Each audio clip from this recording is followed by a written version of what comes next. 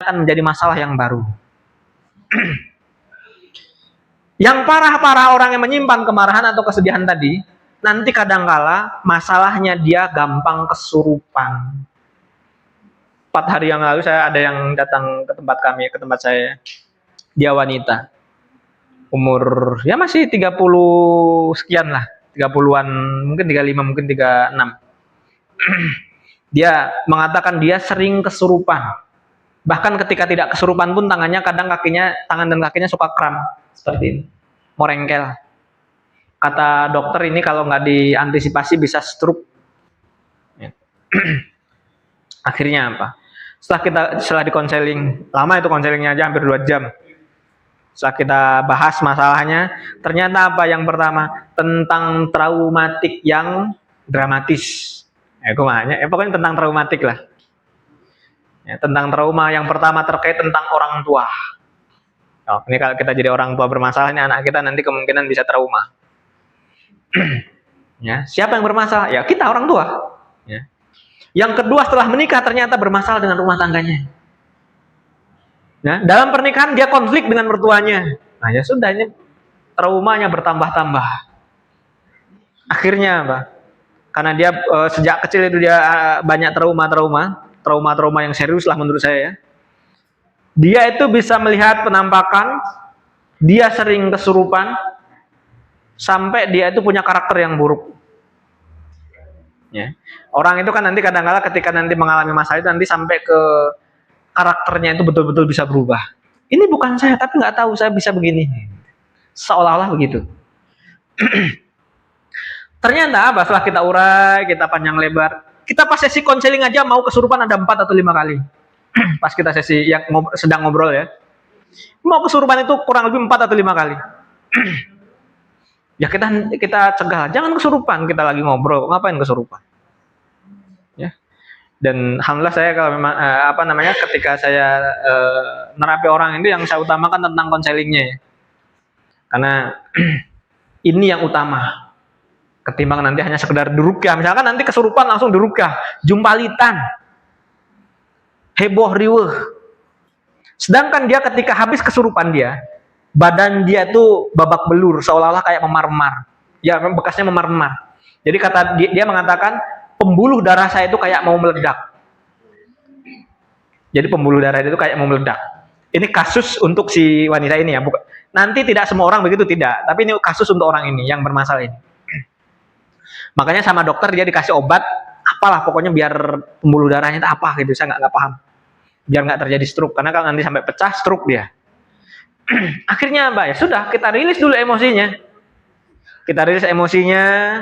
Kita netralkan emosinya dengan pemahaman-pemahaman yang pas ya menurut syariat.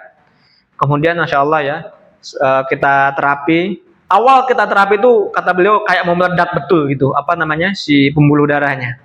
Akhirnya kita rilis dari sisi emosinya, kemudian lepas tidak jadi seperti itu. Jadi yang tadinya kayak meledak itu hilang. Yang berikutnya, Masya Allah ya, ketika kita rilis emosi satu persatu, yang tadinya biasanya ekstrim, enggak, santai. Ya, kalau nanti ditanya, kesurupannya biasanya gimana? Motah. Alhamdulillah tidak. Santuy. Ya. Jadi kalau nanti kita ketika ruqyah itu nanti yang difokuskan tentang kesurupan, tentang reaksi babak belur orang yang punya masalah begini. Pulang di ruqyah nanti badannya biru-biru kayak ditonjokin. Padahal nggak diapa-apain.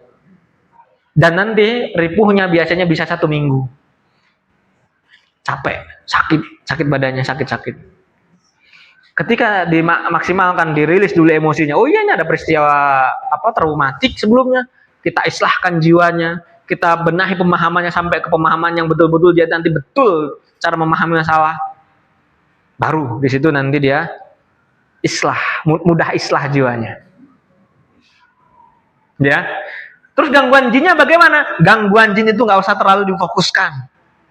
Akhirnya ketika kami fokus yang seperti itu. Jadi kalau ada istilah itu begini. Ketika saya fokus merilis emosinya, dia ridho, dia memaafkan, dia islah dengan peristiwa atau dengan kondisi yang pernah dialami, apa yang terjadi? ada salah satu ungkapan, ada apa namanya, ketika sedang sesi seperti itu, tiba-tiba ada yang begini, aku pengen masuk Islam. Ya. Jadi kalau nanti ditanya, aku pengen masuk Islam, siapa yang ngomong kira-kira? Manusianya atau bukan kira-kira? Ya, kalau ditanya manusianya, dia udah Islam sejak dulu, masa manusianya kan itu. Aku mau masuk Islam.